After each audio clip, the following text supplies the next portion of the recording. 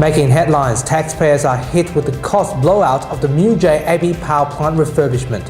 Jill Ma's murderer was sentenced to life in prison. Edward Snowden has departed from Hong Kong after the United States requested the government to extradite him. Plus an insight into a blind teenager's life and his substantial achievements in study and sport.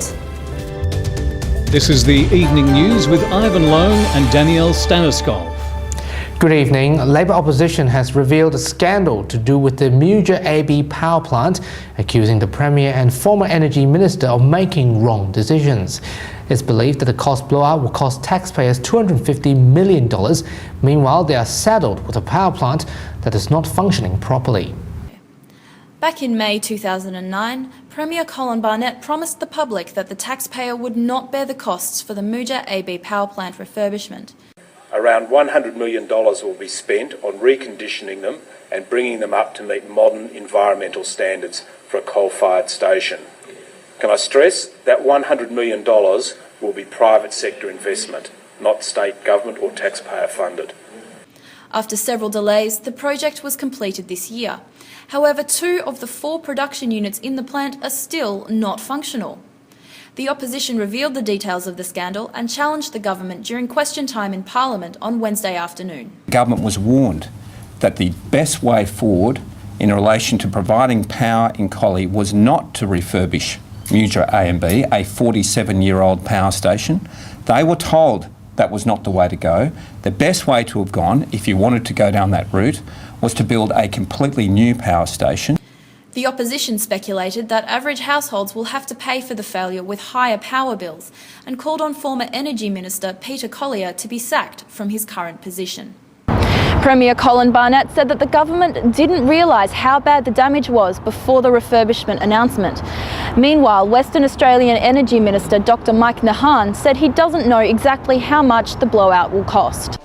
The corrosion was discovered. No one anticipated that. Government acted on advice, engineering advice of Verve, of others. How would a minister, how would a government anticipate corrosion? Presumably that corrosion occurred during the time in which the plant was idle. I don't know. Stephanie Russo, WAMN News. The opposition has also criticised the state government for spending $3 million on hiring private investigators.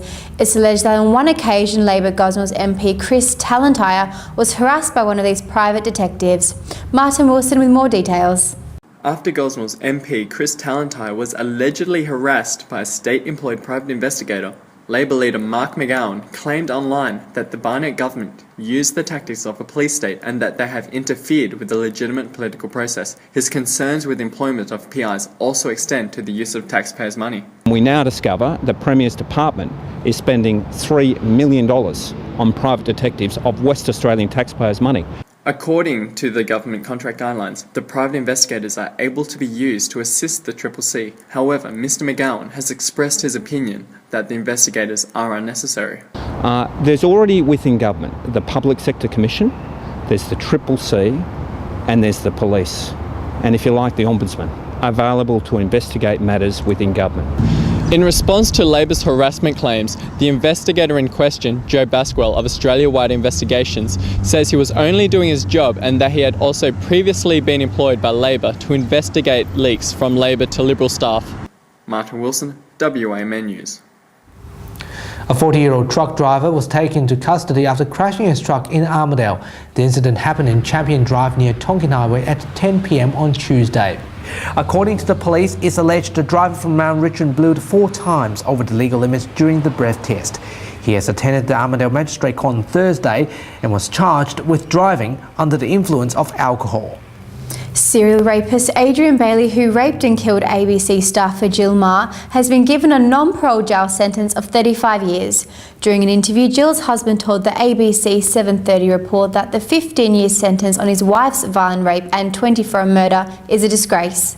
The incident happened September last year when Mrs. Ma was walking home after a night out in the suburb of Brunswick in Melbourne. A week after her disappearance, more than 30,000 people marched on the streets remembering Jill.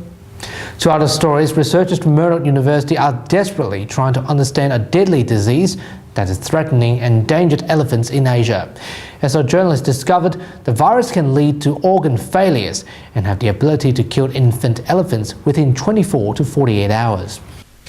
The elephant endotheliotrophic herpes virus is the deadly virus that is threatening young elephants' cubs' lives before they can breed. It's quite a big issue in North America and Europe. Yeah, with our most of the young elephants that be born in that area from the captive management, most of them really suffer from this disease. Murdoch University PhD candidate Dr. Superfun Sripiban will be heading to Thailand and discover just how bad the problem really is.